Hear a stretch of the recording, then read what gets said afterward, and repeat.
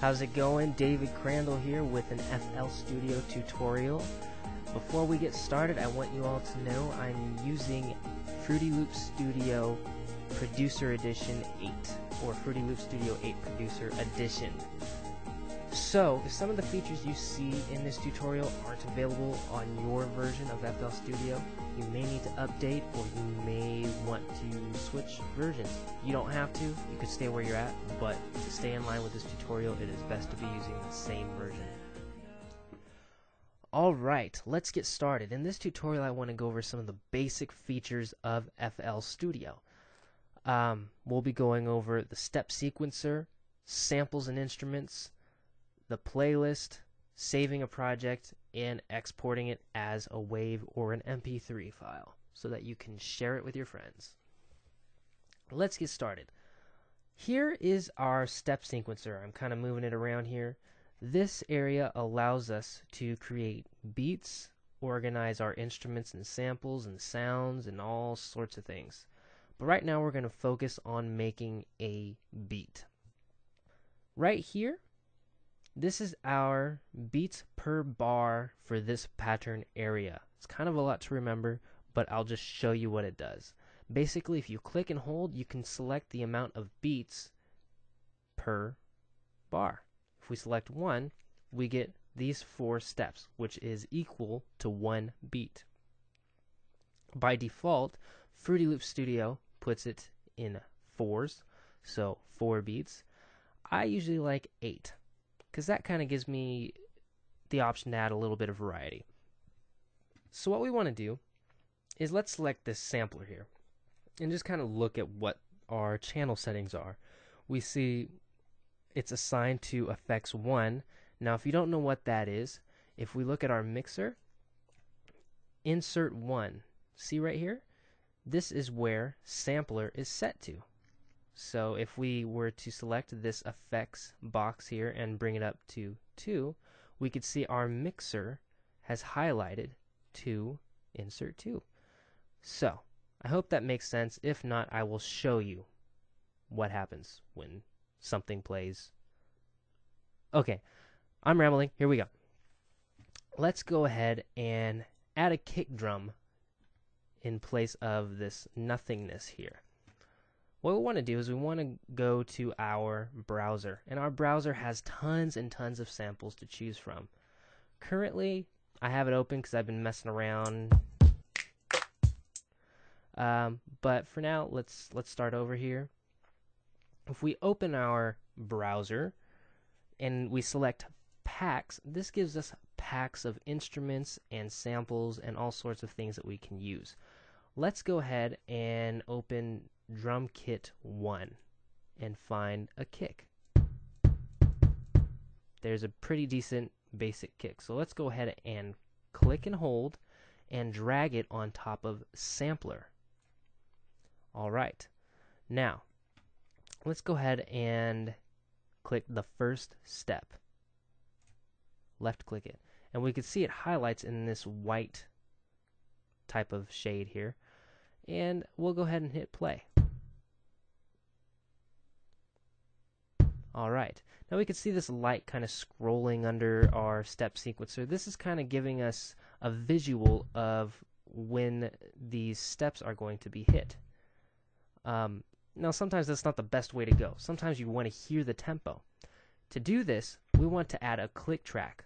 It's only temporary and it's easily erasable or mutable. If we go up here, there's this little checkbox. It looks like a little wand waving in the air. That's our metronome. Just select it. 1, 2, dun, dun, dun, dun, dun. That's our tempo. Okay? And now each click is hitting every 4 beats. So if I select every 4 steps, our kick is hitting right there. Now that we understand that, let's go ahead and add a hi-hat and a snare. Here's our hi-hat over here.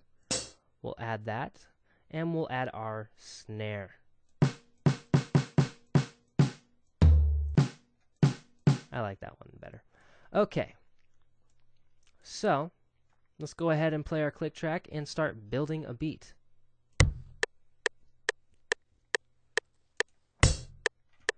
Alright. Now you can see I'm kind of clicking every 4 to line up to the click track.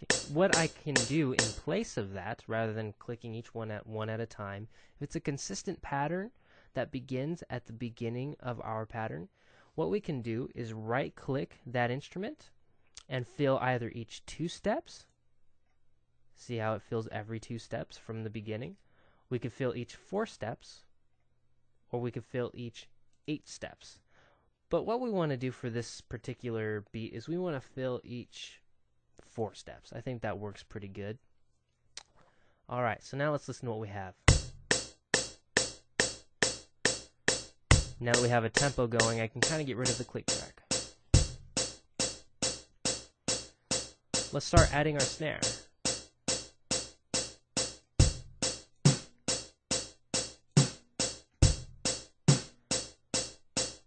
Alright, so there's our snare. It's a little quiet, hi-hat's a little loud. Right here, this selection of knobs, these are volume right here.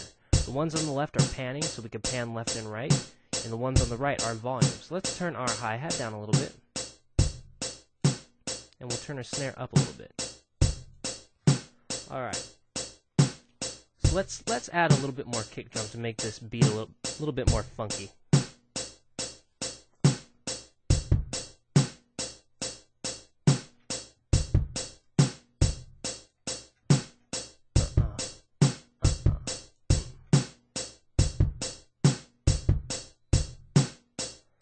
Pretty good, not bad, pretty basic.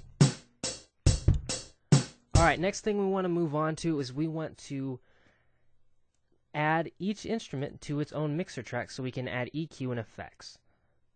What we do for that is we select an instrument. Let's take our hi-hat. I showed you how to do this earlier. Select our hi-hat, go to effects, drag effects up to track 2. And then we'll take the 3rd track and drag it up to track 3. That's it. Now if we play our pattern, we can see each track responding to its corresponding instrument. So let's go ahead and stop that.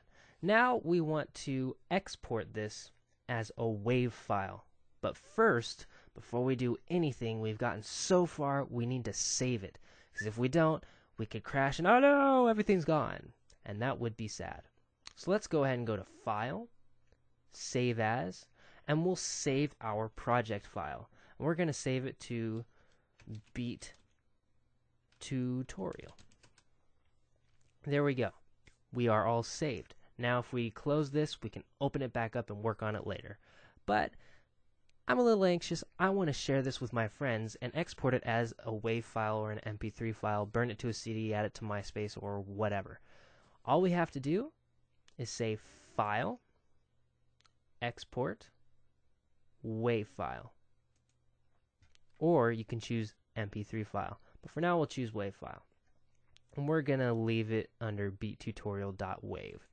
Now, here's this little rendering box, and it's going to give you some options. You can choose to output to a WAV file, like we selected. We can also select MP3, OGG Vorbis, or MIDI. But we're going to go ahead and just say WAV and MP3 because these are the more basic things. Our WAV setting should be at least 24-bit. This is the standard here, you know, basic standard stuff. You can raise it or lower it depending on the quality you want. The lower the quality, the less amount of space it's going to take up.